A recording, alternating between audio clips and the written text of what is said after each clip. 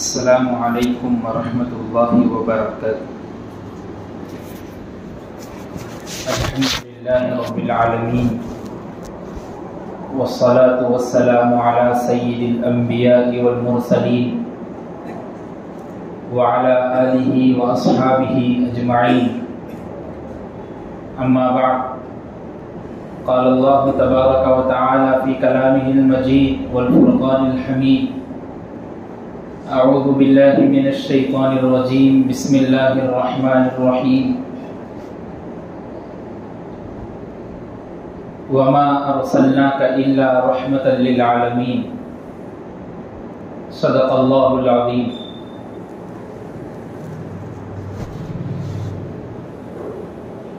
حضرات سامعین، معزز بزرگوں اور دوستوں، اور گھروں میں بیٹھ کر سننے والی معزز خواتین اسلام، آپ سبھی اس بات سے بخوبی واقف ہیں کہ ہماری سیرت نبوی صلی اللہ علیہ وسلم پر گفتگو چل رہی ہے،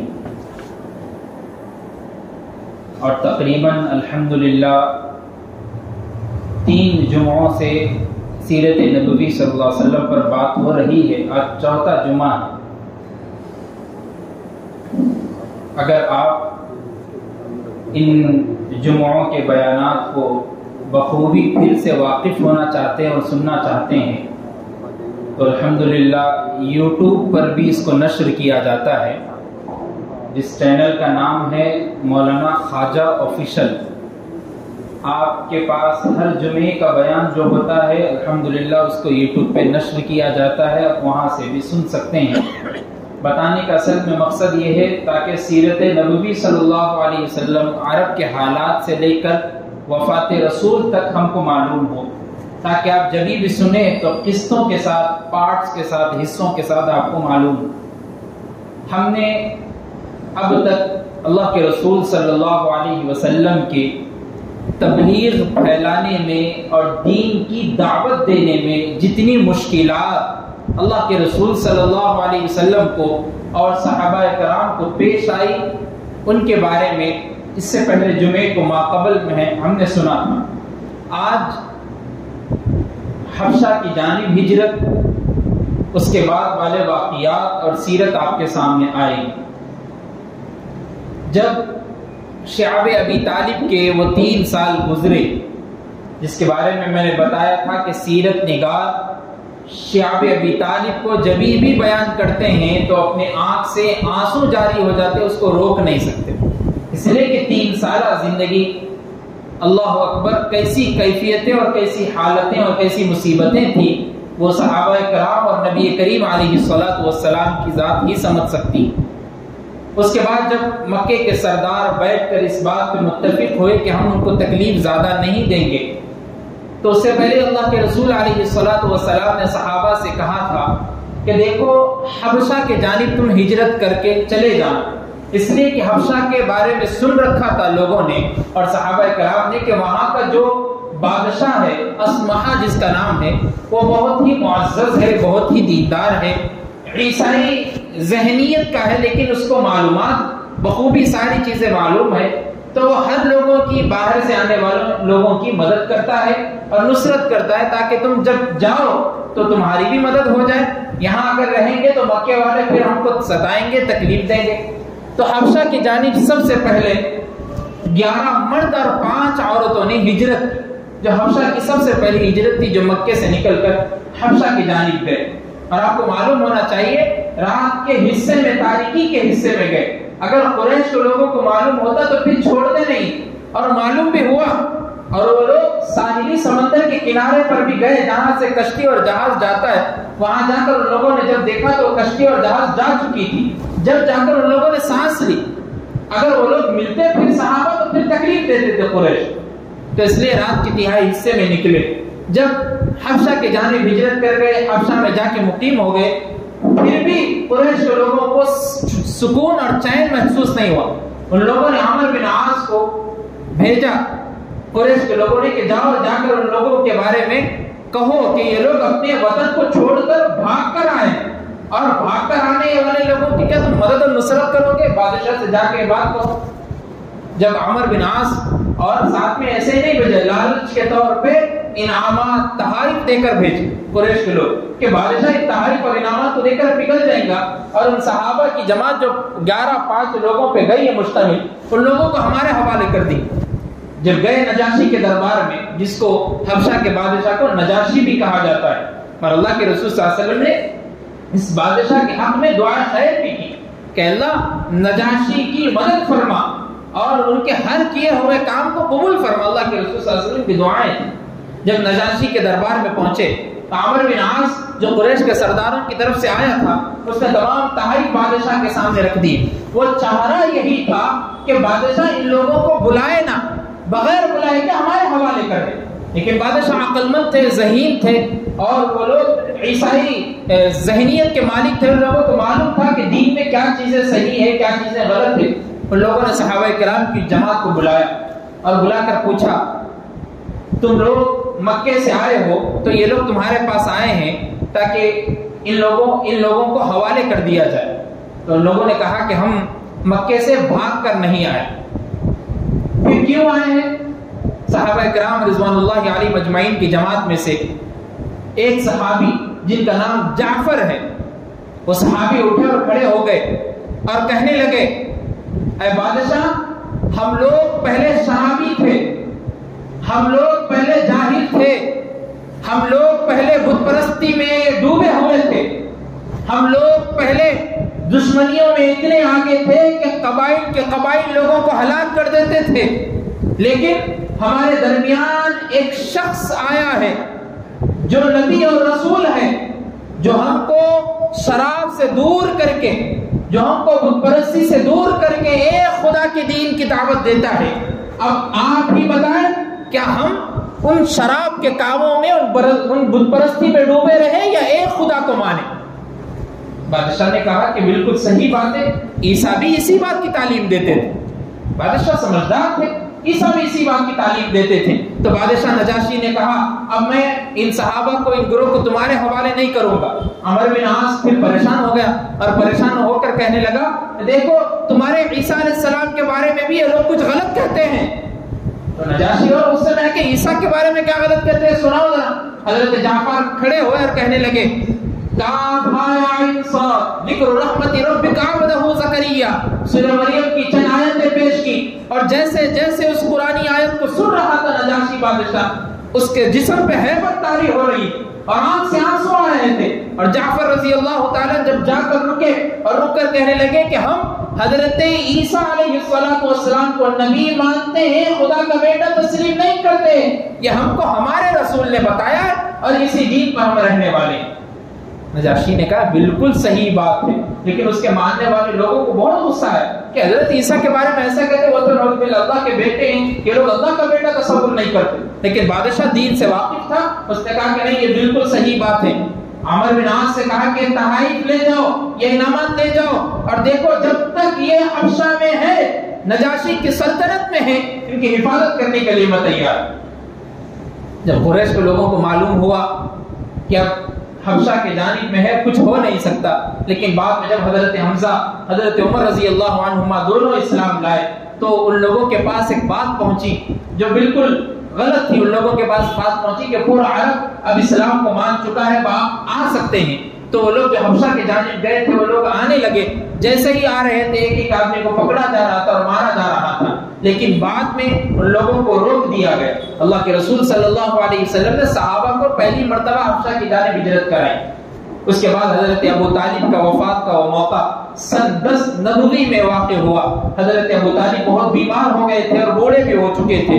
جب انتقال ہو رہا تھا، اللہ کے رسول صلی اللہ علیہ وسلم ساتھ میں ہیں اور آپ کے بازو پہ بیٹھے اور کہہ رہے کہ اے میرے چچا جان، ایک مرتبہ لا الہ الا اللہ محمد رسول اللہ کہو، اس کے بعد میں ذمہ داری لیتا ہوں آپ کی. لیکن وہاں پر ابو جہل بھی کھڑا ہے، ربیعہ بھی کھڑا ہے، بڑے بڑے قریش کے سردار کھڑے اور بار بار یہ بات کہہ رہے کہ ابو طالب، کیا تمہارے باپ کے دین سے پھر جاؤ گے؟ بیزار ہو جاؤ گے؟ کیا ہو گیا؟ تم مرتے وقت کلمہ طیبہ پڑھ لو کہ بار بار یہی بات کہی جا رہی تھی۔ اس کے بعد ابو طالب نے کہا کہ نہیں، میں عبد المطلب کی دین پر ہوں۔ جیسے ہی بات کہی سانس چلی گئی۔ اس کے بعد اللہ کے رسول صلی اللہ علیہ وسلم نے کہا جب تک مجھ کو اللہ یہ نہیں کہیں گے کہ ابو طالب کے لیے دعا مت کرنا، میں بار بار مغفرت کے لیے دعا کرتا رہوں گا۔ جیسے یہ بات کہی حضرت جبرائیل آئے اور آیت نازل کی، ما کان للنبی مشرکین ان یستغفروا، اے نبی آپ کو کوئی ضرورت نہیں ہے کہ کوئی مشرک کے لیے آپ دعائے مغفرت کرے، اولی القربہ، اگر وہ چاہے آپ کا رشتہ دار ہی کیوں نہ ہو۔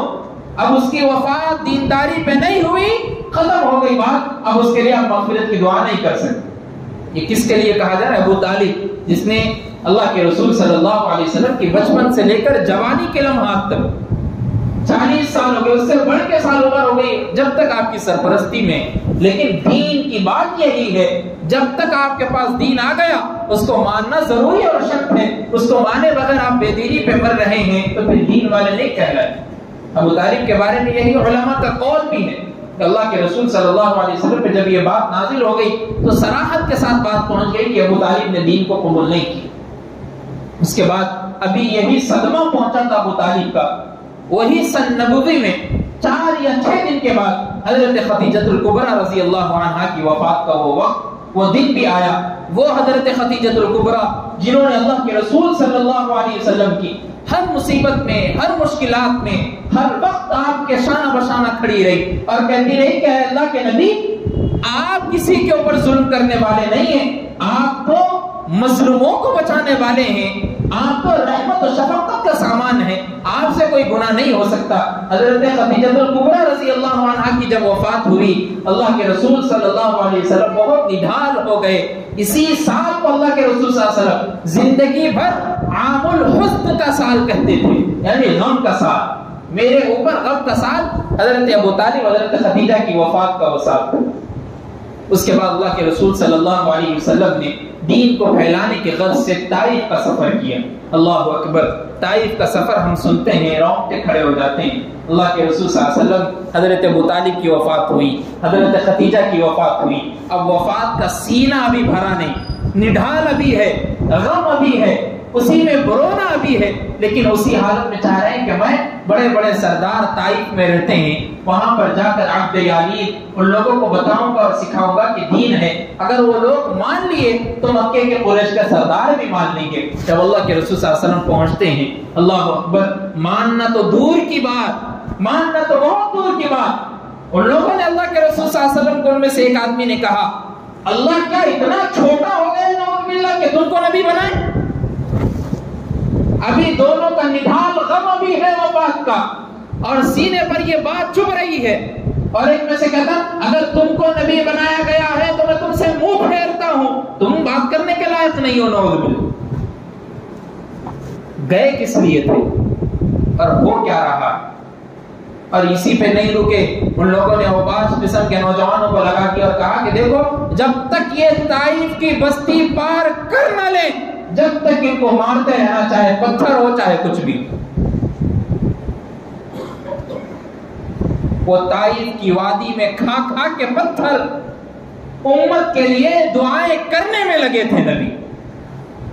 جب جا کر ایک باغ پر بیٹھے، اور وہ باغ بھی سردار قریش کے کافروں کا، ولید بن ربیعہ کا، لیکن ولید بن ربیعہ کو رحم آیا اور کہنے لگا کہ چلو بنو ہاشم سے ہی ہے، ہمارا ہی قبیلہ ہے، چلو کچھ رحم کرتے ہیں۔ ایک عبداس نامی شخص کو بھیجا، یہ انگور کا ایک گچھا ہے، تم لے جاؤ اور ان کو پیش کر دو تاکہ وہ کھا لے کچھ، مال کی وجہ سے خون نکل رہا ہے، جوتے بھر گئے۔ حضرت زید بن حارثہ رضی اللہ عنہ ساتھ میں ہیں، پیچھے سے مار پڑتی ہے تو پیچھے اپنی پیٹھ کو رکھتے ہیں، سامنے سے مار پڑتی ہے تو سامنے آتے ہیں، بازو سے مار پڑتی ہے بازو آ گئے، بائیں آ گئے۔ نبی کہہ رہے زید کب تک تم پھرتے رہو گے؟ یہ لوگ سننے والے نہیں ہیں، ابھی بھی آپ جائیے مکے کی طرف، جبھی بھی آپ حج اور عمرے کا سفر کیے، اللہ آپ کو توفیق دے، ہم کو بھی۔ جب آپ جائیں تو طائف کا پہاڑ دیکھیے کتنا بڑا ہے، آپ کے گھٹنوں میں درد ہو جائے گا تھوڑی دیر میں اگر آپ چلنا شروع کر دیں گے۔ اللہ کے رسول صلی اللہ علیہ وسلم مار کھاتے ہوئے امت کی بھلائی کے خاطر دین کو پھیلانے کے لیے اس پہاڑی پر چڑھ رہے ہیں، اور چڑھ کر اتر بھی رہے ہیں مار کھاتے۔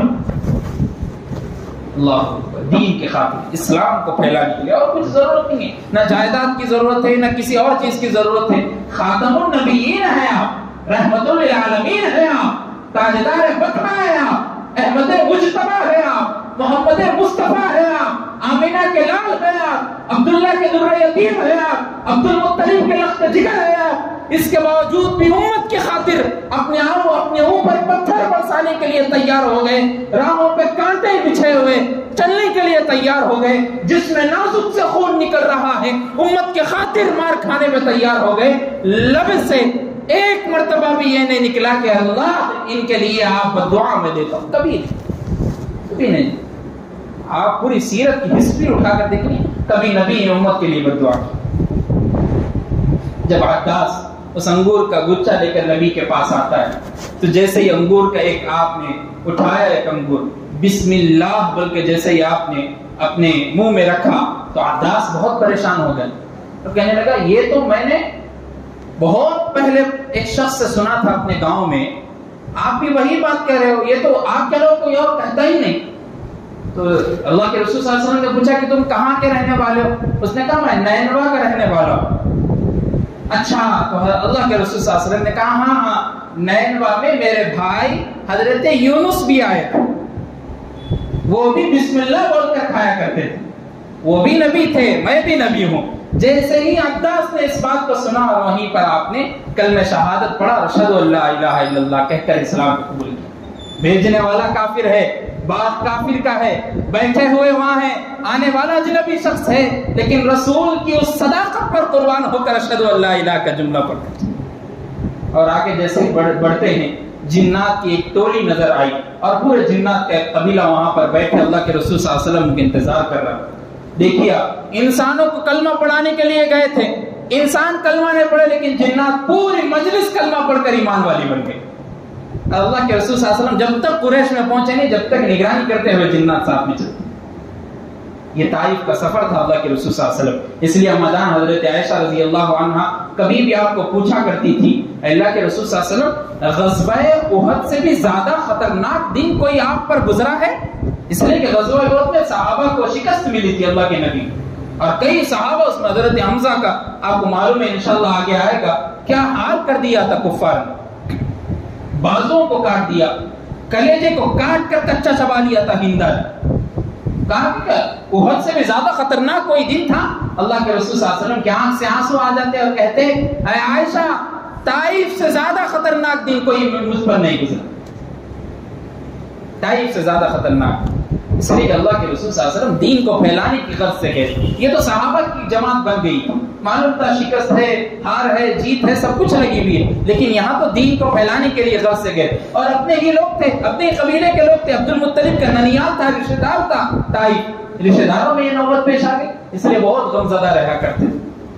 یہ طائف کا سفر ہوا، اس کے بعد اللہ کے رسول صلی اللہ علیہ وسلم جب بھی مکے میں آتے تھے، حج کا موسم اور حج کا مہینہ جب بھی آتا، لوگوں کو مینا کی پہاڑی کے پاس عرفات کے میدان میں لوگوں کو کھڑا کرتے اور دین کی دعوت دیتے رہتے، اور کہا کرتے تھے اس لیے کہ حج کے موسم میں اطراف سے آتے تھے لوگ، کئی قبائل سے آتے تھے، تو اللہ کے رسول صلی اللہ علیہ وسلم اکیلے ہر جگہ پہ نہیں پہنچ سکتے تھے، اس لیے عرب میں جب لوگ حج کے لیے آتے تھے تو پورے لوگوں کو بتایا کرتے تھے کہ جو دین ہے، میں خدا کا رسول ہوں، میں نبی ہوں۔ اب یہاں سے اللہ کے رسول صلی اللہ علیہ وسلم مدینے کی طرف ہجرت کرنے کی ہسٹری شروع ہوتی کہ کیسے آپ مدینہ پہنچے۔ مدینے والوں میں 3 طرح کی جماعت تھی، ایک یہودی تھے اور 2 قبیلے تھے جو اوس اور خزرج کہا جاتا ہے جن۔ یہودی بہت کم تھے، اوس اور خزرج کے لوگ بہت زیادہ تھے، اگر چاہتے تو اوس اور خزرج کے لوگ ان لوگوں کو مار کر ان کے دین کو ختم کر سکتے تھے، لیکن یہودیت کو اس لیے زندہ رکھتے تھے کہ یہودی لوگ بار بار بولا کرتے تھے کہ ہمارے نبی نے بتایا ہے کہ ایک آخری نبی آنے والے ہیں، ان کے ہاتھ پر بیعت کرنا ہے سب کو۔ تو لوگ انتظار میں رہتے تھے اوس اور خزرج کے لوگ کہ وہ نبی آنے والے، یہودی لوگ کبھی جھوٹ نہیں بولتے اس لیے کہ ان کو دین کے بارے میں زیادہ معلومات ہے، ہم کو معلوم ہی نہیں ہم کو کیا دین ہے کیا ہے، یہودیت کا دین صحیح ہے، سارا کچھ سمجھتے۔ لیکن جب گئے مکے کے لیے تو اس میں سے چند لوگ جو تقریباً کتابوں میں بات ملتی کہ 5 لوگ تھے جنہوں نے پہلی مرتبہ اللہ کے رسول صلی اللہ علیہ وسلم کے ہاتھ پر بیعت، جس کو کہا جاتا ہے بیعت عقبہ اولا، سب سے پہلی بیعت مدینے والوں۔ اور اوس خزرج کے لوگ تھے، اور وہ لوگ کیا سمجھ کے بیعت کرے؟ وہ لوگ سمجھ رہے یہ تھے کہ اگر یہودیوں کو معلوم ہوتا تو وہ لوگ ہمارے سے پہلے بیعت کر لیں گے، اس لیے ہم ان سے پہلے بیعت کر کے ان کو جا کے سناتے کہ دیکھو تم لوگ بولتے تھے خالی، ہم لوگ ایمان قبول کر کے آئے ان کے اوپر۔ تو جب بیعت عقبہ اولا ہوئی تو اللہ کے رسول صلی اللہ علیہ وسلم کو اس کے بعد اللہ تبارک و تعالیٰ نے ایک بہت شاندار تحفہ دیا، اس لیے کہ پہلے تو حضرت ابو طالب کی وفات، خدیجہ رضی اللہ عنہا کی وفات، طائف کا سفر، پھر قریش کے وہ مظالم، یہ پورا دل میں چھپا رکھے تھے اللہ کے رسول صلی اللہ علیہ وسلم۔ اب تحفہ بھی اتنا بڑا دینا تھا تو پھر معراج کے سفر پر بلایا۔ عند سدرۃ المنتہى عندها جنۃ المأوى اذ یغشی السدرۃ ما یغشی ما زاغ البصر وما طغى۔ اے نبی جہاں تک آپ کی آنکھ پہنچے گی وہاں تک آپ کو بلایا جائے گا۔ اور رسول کریم صلی اللہ علیہ وسلم کو جبرائیل امین علیہ الصلوۃ والسلام نے اپنے پروں پر اور براق نامی گھوڑے پر جب لے کر گئے اس معراج کے سفر پر، اللہ تبارک و تعالیٰ نے قرآن مجید میں بیان کیا سبحان الذی اسری بعبدہ لیلا من المسجد الحرام الى المسجد الاقصى الذی بارکنا حولہ لنریہ من آیاتنا۔ پاک ہے وہ ذات جس نے راتوں رات آپ کو مسجد حرام سے مسجد اقصیٰ پہنچایا اور پھر راتوں رات پورے ساتوں آسمانوں کا سیر بھی کرایا، جنت بھی دکھائی، جہنم بھی دکھائی، اور اللہ تبارک و تعالیٰ کا سب سے بڑا گفٹ، سب سے بڑا تحفہ آپ کا دیدار کرایا۔ اس لیے جبرائیل امین علیہ الصلوۃ والسلام کو کہا گیا تو چوم لے تلیوں کو کافوری ہونٹوں سے، خود رب نے سکھایا ہے انداز جگانے کا۔ نبی کو کیسے اٹھایا جائے، جبرائیل کو حکم دیا جائے۔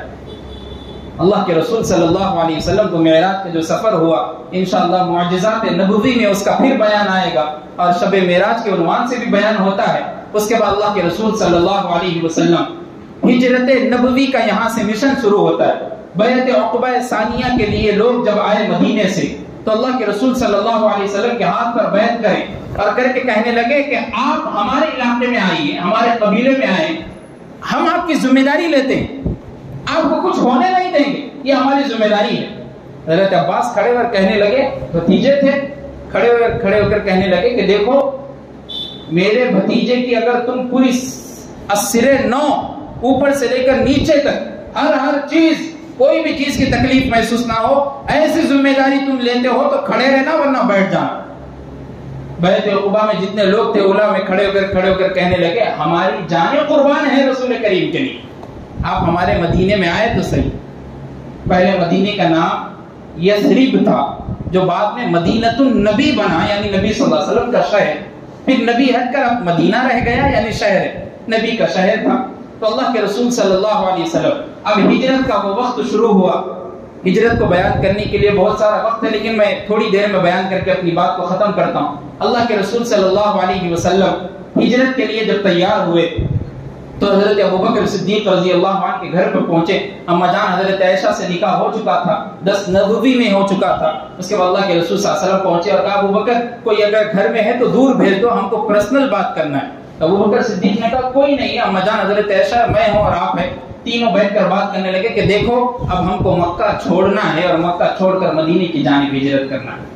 ابوبکر صدیق رضی اللہ عنہ نے کہا اللہ کے رسول صلی اللہ علیہ وسلم فدا کا امی و ابی یا رسول اللہ، میرے ماں باپ آپ پر قربان، اللہ کے رسول میں تیار ہوں آپ کے لیے، اور میں نے 3 مہینوں سے 2 گھوڑوں کو کھانا کھلا کر تیار بھی کر رکھا، معلوم تھا یہ وقت آئیں تو 2 گھوڑے ہمیشہ تیار ہیں ہماری خدمت کے لیے۔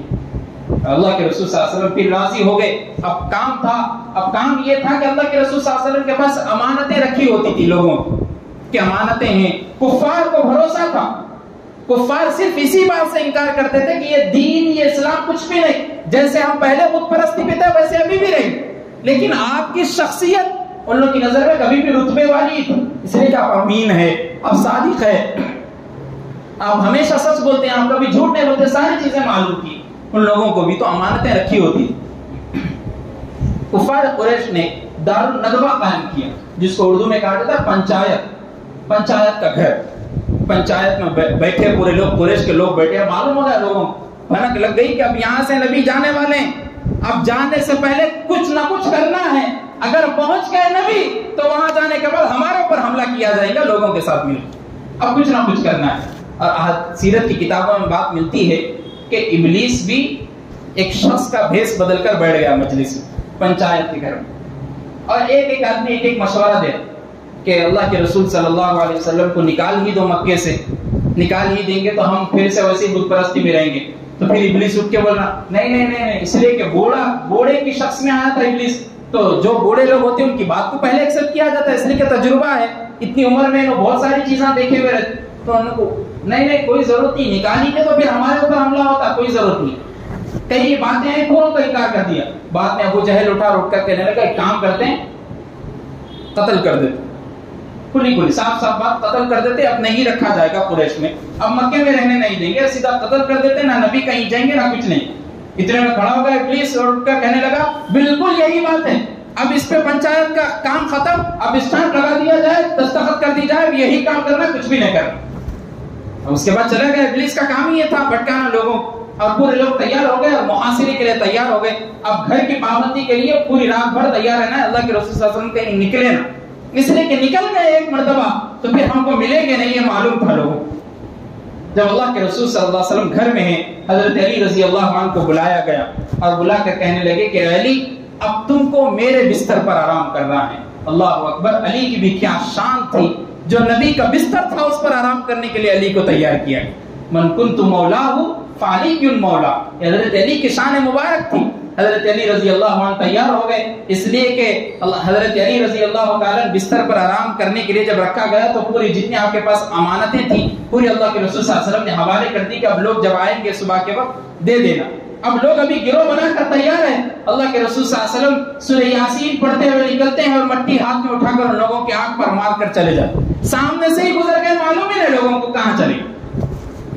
यासीन शरीफ और कुरान मजीद की बरकत थी, अल्लाह के रसूल सल्लल्लाहु अलैहि वसल्लम को दीन का काम कराना था अल्लाह। जब निकले तो फिर गार पर जब पहुंचे हजरत अबू बकर सिद्दीक रजी अल्लाह ताला अन्हु के साथ, अल्लाह अकबर, वो भी क्या लम्हा था जब गार पर पहुंचते हजरत अबू बकर सिद्दीक रजी अल्लाह ताला अन्हु ने अपने पूरे कपड़ों को फाड़ कर एक एक सुराख में दबा दिया ताकि कहीं से नजर ना आ जाए, और आखिरी जो सुराख था वहां पर आपने अपनी एड़ी रख दी, और एड़ी रखकर अल्लाह के रसूल सल्लल्लाहु अलैहि वसल्लम आपके बाजू पर, आपकी रान मुबारक पर आराम कर रहे हैं, और अल्लाह के रसूल सल्लल्लाहु अलैहि वसल्लम आराम कर रहे हैं। अबू बकर सिद्दीक रजी अल्लाह अन्हु को साहब 2-3 मरतबा डस दिया, और आप ये समझ कर नहीं उठे अगर मैं जाग जाऊंगा, मेरी टांग अगर हरकत कर देगी, नबी कायनात फखरे मौजूदात की आंख खुल जाएगी, और अल्लाह अगर पूछेंगे तो क्या जवाब दूंगा, मैं ऐसे ही रहूंगा लेकिन अपने टांग को और अपनी हरकत को नहीं हिलाऊंगा। इतने में क्या होता है, जब आंसू मुबारक हजरत अबू बकर सिद्दीक का अल्लाह के रसूल सल्लल्लाहु अलैहि वसल्लम के खूबसूरत चेहरे अनवर पर गिरता है, अल्लाह के रसूल सल्लल्लाहु अलैहि वसल्लम उठते हैं, अबू बकर क्या हुआ? कहते हैं कि अल्लाह के रसूल सल्लल्लाहु अलैहि वसल्लम सांप ने डसा है। फिर क्या था, लुआब दहन को लिया अल्लाह के रसूल सल्लल्लाहु अलैहि वसल्लम ने, लगा दिया अबू बकर सिद्दीक के पैर पर, और पूरा जख्म खुल गया। और जब मालूम हुआ कुरैश के लोगों को कि अब यहाँ से निकल गए, 3 दिन तक उसी गार में रहे, और अम्माजान हजरत आयशा रजी अल्लाह अन्हा और हजरत सलमा रजी अल्लाह ताला अन्हा दोनों तोशा करके तैयार करके भेजा करती थी, और जाकर आमिर बिन फुहैरा पहुंचाया करते थे, और वहां पर रात को जितने दिन की बातें हुई थी कुरैश के पहुंचाया करते थे कि ये मजलिस में ये बातें हुई, ये टारगेट किया गया, ऐसा ऐसा काम करने वाले, हमको बचना है, ये सारा काम होना है।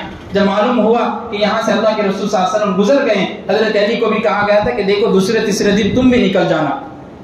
जब फिर उस गार से मदीने की तरफ हिजरत करना शुरू किया, मदीने की हिजरत शुरू हुई, अल्लाह अकबर, रास्ते में भी कितने मुआजिजात अल्लाह के रसूल सल्लल्लाहु अलैहि वसल्लम के थे। उम्मे महमद की बकरी, जिसके बारे में मशहूर था कि बकरी इतनी सूखी हो गई थी, उसके थनों में दूध का एक कतरा भी नहीं था। अल्लाह के रसूल सल्लल्लाहु अलैहि वसल्लम गुजर रहे हैं और भूख और प्यास में हैं, कहते हैं कि अगर इस बकरी का दूध मिल जाए, उम्मे महमद कहती है कि कई दिन हो गए अब तक उस बकरी ने दूध ही नहीं दिया, उसके आग पिस्तान को देख ले, एक दूध का कतरा नहीं है। तो अल्लाह के रसूल सल्लल्लाहु अलैहि वसल्लम ने कहा अगर दोहने के लिए मैं तैयार हूं तो फिर ठीक है।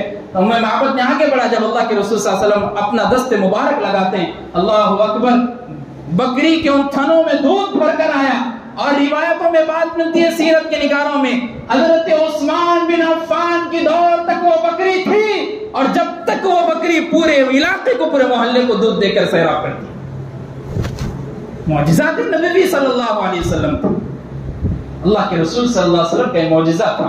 फिर एक कुरैश का सरदार, कुरैश के लोगों ने टारगेट रखा का ऐलान कर दिया, जो लोग नबी को पकड़ कर लाएंगे उनको 100 ऊँटों का इनाम दिया जाएगा। اور آپ کو معلوم ہے ایک ایک اونٹ کتنا مہنگا ہوتا ہے اس دور کا.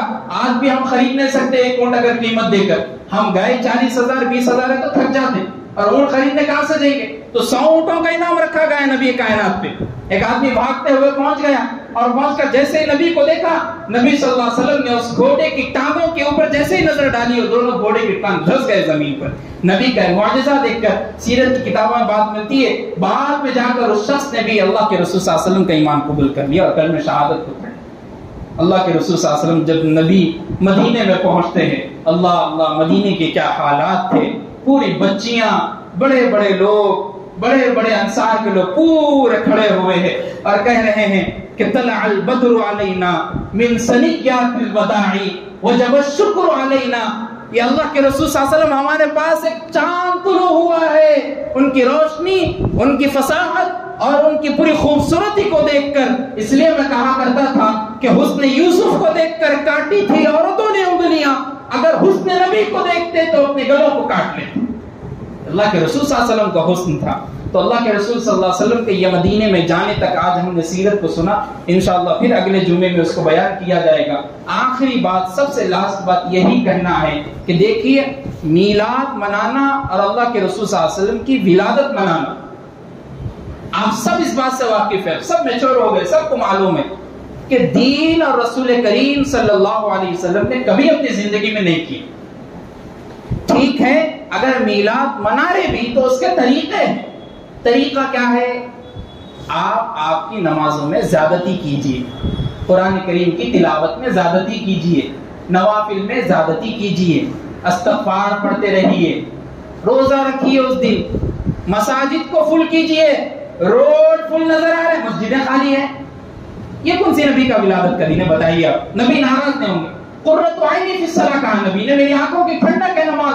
اور ہم نماز کو چھوڑ کر پورے جشن مناتے ہوئے اللہ اکبر, ایسا لمحہ کبھی میری آنکھوں نے نہیں دیکھا. ایک مرتبہ دیکھا مکہ مسجد میں, تقریباً 3-4 سال پہلے کا واقعہ بیان کروں, کہ ایک ٹائر پہ گاڑی رکھ کے پھرائی جائے اور ساتھ میں قوالی چلی اور پورے لوگ قوالی پہ اسٹیج پہ ناچ رہے, اور جیسے ہی اذان ہو رہی تو پورے لوگ خاموش ہو گئے. ایسا دکھ رہا کہ وہ 5 منٹ کی اذان کے مسلمان ہیں, خاموش ہو گئے. جیسے ہی اذان ہوئی پھر قوالی شروع ہوئی اور پھر ڈی جے شروع اور ناچنا شروع. بتائیے, مؤذن چیخ چیخ کے بولا حی علی الصلاۃ, آئیے نماز کو, حی علی الفلاح, آئیے کامیابی کی طرف, قد قامت الصلاۃ, آئیے جماعت کھڑی ہو گئی, نماز کھڑی ہو گئی. اور ہم کیا کر رہے ہیں؟ آپ بولتے رہو, آپ کتنے مرتبہ بولتے بولو, اللہ کتنے مرتبہ بولتے بولو, نبی ان کے کتنے مرتبہ, ہمارا کو مطلب ہی نہیں ہے. ہم میلاد منا رہے, ہم کیا کر رہے ہیں؟ ہم سچے عاشق رسول ہیں. ارے تم کیا سچے عاشق رسول ہے؟ صحابہ سے زیادہ عشق کرنے والا آج تک کوئی آیا ہی نہیں. اب بتائیے, اللہ کے رسول صلی اللہ علیہ وسلم کے دور میں 23 مرتبہ ربیع الاول آیا, حضرت ابوبکر صدیق کے دور میں 2 مرتبہ آیا, عمر فاروق کے دور میں 12 مرتبہ آیا, عثمان غنی کے دور میں 10 مرتبہ آیا, علی مرتضیٰ کے دور میں 5 مرتبہ آیا, حضرت حسنین کریمین کے دور میں 1 مرتبہ آیا, بایزید بستامی کے دور میں 63 مرتبہ آیا, عبد القادر جیلانی کے دور میں 63 یا 62 مرتبہ آیا. کبھی کسی اولیاء نے, کبھی کسی صحابی نے, کبھی کسی تابعین نے, کبھی کسی تبع تابعین نے, کبھی کسی علماء کی جماعت نے ایسے جلوس کو نکال کر, گاڑیوں کو پھرا کر, اپنے کلوں پر, اپنے گالوں پر چاند تارے کو چپکا کر اور عرش وغیرہ اڑا کر نبی کی حرمت اور نبی کی تعظیم کرنے کے بجائے نبی کے شان میں گستاخی کرتے ہوئے جب مسلمان نظر آتے ہیں تو پھر غیر اس کے تو بازو کو پر لگ جائیں گے اور اڑتے ہوئے کہے گا, جب مسلمان اپنی نبی کی شان میں گستاخی کریں گے ہم تو تیار ہیں, ہم چورستوں پہ کھڑے ہو کے تمہارے نبی کے شان میں گستاخی کرنے کی. جب مسلمان یہ کرنے کے لیے تیار ہے تو پھر غیر کو تو بازو لگ جائے. اس لیے شاعر نے کہا تھا کہ نماز اچھی, زکات اچھی, کلمہ اچھا, حج بھی اچھا, مگر باوجود ان سب کے میں مسلمان ہو نہیں سکتا. نماز اچھی, زکات اچھی, کلمہ اچھا, حج بھی اچھا, مگر باوجود ان سب کے میں مسلمان ہو نہیں سکتا. نہ جب تک کٹ مروں رسول اللہ کے حرمت پر, نہ جب تک کٹ مروں رسول اللہ کے حرمت پر, خدا شاہد ہے کامل میرا ایمان ہو نہیں سکتا. لا یؤمن احدکم حتی اکون احب الیہ من والدہ وولدہ والناس اجمعین. نبی کائنات متفق علیہ روایت ہے, حضرت انس, حضرت ابو ہریرہ روایت کرتے کہتے اللہ کے رسول صلی اللہ علیہ وسلم نے کہا, جب تک کوئی مومن ایمان والا نہیں ہو سکتا جب تک میں اس کے نزدیک اس کی اولاد، اس کے ماں باپ اور ان تمام چیزوں سے جس سے وہ محبت کرتا ہو اس سے زیادہ محبوب میں نہ ہو جائے۔ اللہ کے رسول صلی اللہ علیہ وسلم کا میلاد منانا ایسے کہیں ثابت نہیں ہے۔ مکہ مسجد پہ جائیے، بڑا دروازہ ہے مکہ مسجد کا، لگا دیا گیا اسٹیکر جامعہ نظامیہ کا فتویٰ میلاد منانے پر، اور پورے علماء کی دستخط موجود ہے، مفتیان کرام۔ کیا تم اس سے بڑے تم عاشق رسول ہو گئے؟ تمہارے چہروں پر داڑھی نہیں ہے، علماء کرام تہجد کی پابندی کرتے ہوئے اپنی زندگی کو گزارتے ہیں، اور تم پینٹ شرٹ پہن کر چکنے بن کر اپنے آپ کو بتا رہے اور کہہ رہے کہ ایسی کٹنگ کرا لی، سب کرا لی، اور جیسے ہی 12 ربیع الاول کا دن آتا اور پورے بولتے تھے پتی پتی پھول پھول ہے، یا رسول اپنے اوپر آپ کے اوپر ہم تن من دھن کو قربان کر دیتے ہیں۔ تن من دھن کو قربان بعد میں کرو، پہلے 5 ٹائم کی نماز پڑھو، بعد میں کرو، جان دو وہ سب چھوڑ دو، آپ قربان نہیں ہو سکتے۔ آپ صحابہ کیسے آپ کے بچوں کو، آپ کے بیویوں کو بیوہ اور یتیم نہیں کرا سکتے، آپ کے اندر اتنی ہمت نہیں ہے۔ آپ کا بچہ ہاسپٹل میں ایڈمٹ ہو گیا تو آپ رات دن ہکلا جاتے ہیں، بھوگلاہٹ میں آ جاتے ہیں، آپ کے اندر اتنی طاقت کا آپ کا بچہ اگر دین کے لیے انتقال کر جائے اور شہید ہو جائے۔ اس لیے یہ ہے کہ آپ خود پہلے مسلمان بن جاؤ، بعد میں لوگوں کو دین کی دعوت۔ جامعہ نظامیہ کا کھلا فتویٰ موجود ہے، پھر بولتے کہ ہم نظامیہ سے جب تک فتویٰ نہیں نکلتا ہم ماننے کے لیے تیار نہیں ہے۔ ٹھیک ہے، نظامیہ کا ہی فتویٰ ہے، مفتی خلیل احمد صاحب شیخ الحدیث جامعہ نظامیہ نے فتویٰ دیا، خواجہ صاحب اللہ ان کی مرحوم کی مغفرت فرمائے، اللہ انہوں بھی ایک فتویٰ دیا، لکھے ضیاء الدین نقشبندی صاحب مفتی ہے، شیخ الفقہ ہے جامعہ نظامیہ کے، انہوں نے فتویٰ دیا۔ اب ان کی باتیں ہم نہیں مانیں گے، یہ بات ہے کہ کو نہیں مانیں گے، دوسری باتوں میں سب کچھ مانیں۔ کہاں کا مسلمان ہے، کیسا مسلمان ہے؟ اے مسلمان تیرا ایمان۔ اس لیے میں کہتا رہتا ہوں، نبی کا نام سنتے ہی جھوم جاتے ہیں، نبی کا نام سنتے ہی جھوم جاتے ہیں، اور نبی کا حکم سنتے ہی گھوم جاتے ہیں، اور کہتے ہیں میری رگ میں ہے نبی نبی، کہتے ہیں میرے رگ میں ہے نبی نبی، اور پڑھتے ہیں نماز ہفتے میں کبھی کبھی۔ واہ رے مسلمان تیرا ایمان۔ اللہ تبارک و تعالیٰ سے دعا ہے کہ اللہ ہم کو ان تمام چیزوں سے بتائے جو بدعات اور خرافات ہیں، اللہ ہم کو سچا عاشق رسول بنائے، سچا عشق مصطفیٰ ہمارے سینوں میں پیوست کر دے۔ وآخر دعوانا ان الحمد للہ رب العالمین۔